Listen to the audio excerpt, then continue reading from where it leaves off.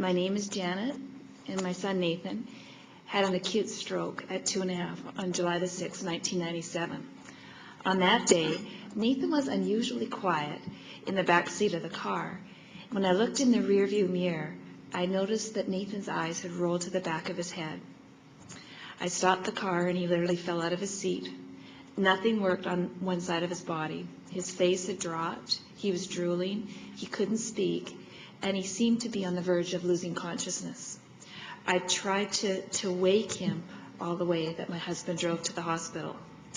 Upon arrival, we were told that Nathan had suffered a stroke. It was serious. We were also told to prepare ourselves because Nathan would not walk, talk, be able to use his left hand, or even have the ability to learn how to read and write.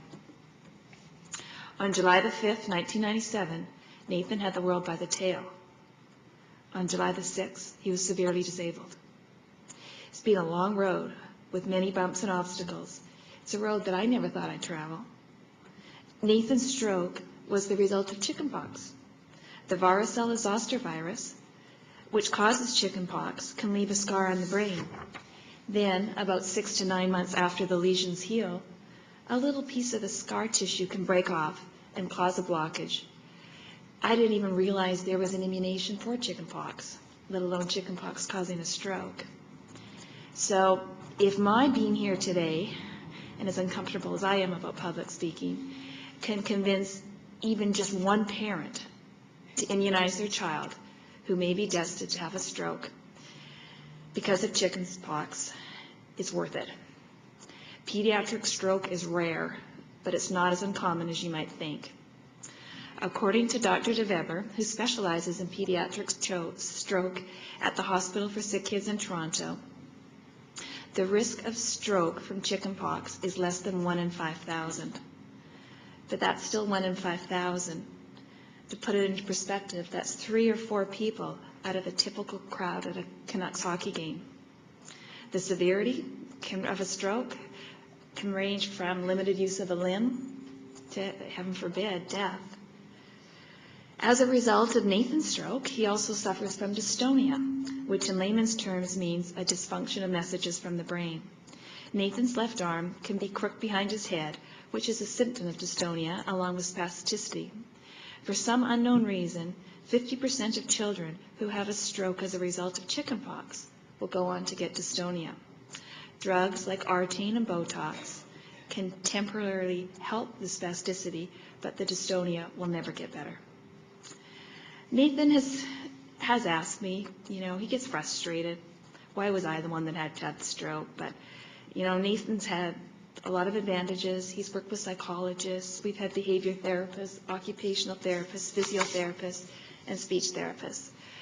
Most of Nathan's early therapy was provided by the Center for Ability and the United Way. Without their help, as parents who were totally unknowledgeable about pediatric stroke, I really don't know what we would have done.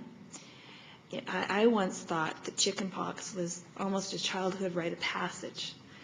I now know it's not. Chickenpox has changed everything about Nathan's life, and our families, for that matter. Nathan may never be able to live on his own and enjoy the pleasures that independence brings. Having said that, I do want to emphasize that Nathan is lucky, which may sound strange, but he is doing much better than his prognosis.